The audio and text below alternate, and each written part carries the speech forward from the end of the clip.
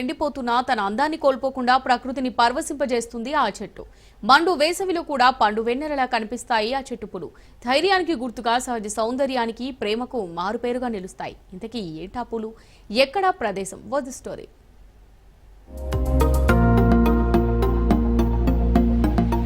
ప్రకృతిలో ప్రతి చెట్టు మనిషికి ఏదో ఒక విధంగా ఉపయోగపడేదే.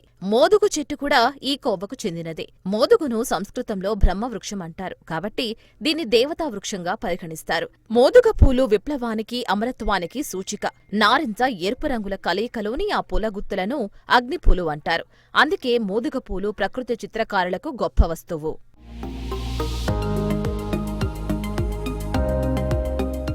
ఉమ్మడి ఆదిలాబాద్ జిల్లాలోని అటవీ ప్రాంతాల్లో ఆకులు రాల్చే శిశిర ఋతువుల్లో అందానికే అందం తెచ్చిపెడుతున్నాయి మోదుగ పూలు. రోడ్డుకిరువైపులా విరగపూసిన పూలతో ప్రకృతి రమణీయత మరింత రెట్టింపవుతోంది. జిల్లా రహదారుల వెంట వెళ్లే ప్రయాణికులను ఎంతో ఆకట్టుకుంటున్నాయి ఈ పూలు.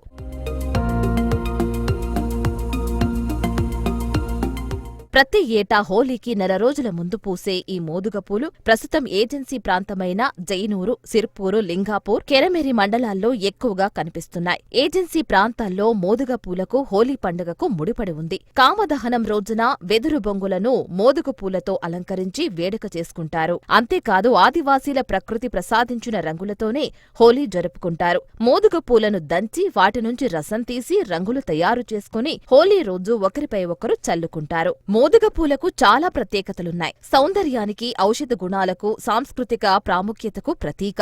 ఎరుపు కాషాయ రంగుతో మంచి ఆకర్షణతో మోదుగ పూలు ప్రకృతిని మరింత రంజింపచేస్తాయి. పచ్చని చెట్ల మధ్య ఈ పూల రంగు ఎంతో అద్భుతంగా కనిపిస్తుంది. వీటికి ఔషధ గుణాలు కూడా ఉన్నాయి. మోదుగ చెట్టు పూలు, గింజలు చెట్టు బెరడును ఆయుర్వేదంలో ఉపయోగిస్తారు. ఇవి శరీరాన్ని చల్లబరచడంలో, చర్మ సంబంధిత సమస్యల నివారణలో, రక్తస్రావాన్ని తగ్గించడంలో చాలా బాగా ఉపయోగపడతాయి. కామదహనం రోజున మోదుగ పువ్వులను 2 వెదురు బొంగులను అలంకరించి కామదహనం చేసుకుంటారు. మోదుగ పువ్వును రంగులు తయారు చేసి ఆదివాసులు హోలీ ఆడుకుంటారు. మోదుగ పువ్వుల రంగుతో హోలీ ఆడుకోవడం వలన ఎలాంటి చర్మ వ్యాధులు, ఇతర వ్యాధులు రాకుండా.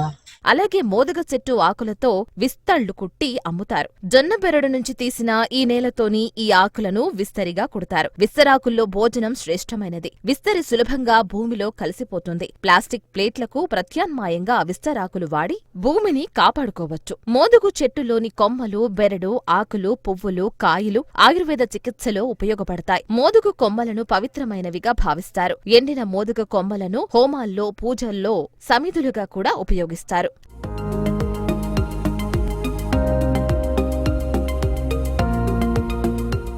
ఆదివాసీల సంప్రదాయాల్లో మోదుగ పూలు ప్రత్యేకం. పండుగల సమయంలో, పూజలలో ఉపయోగిస్తారు.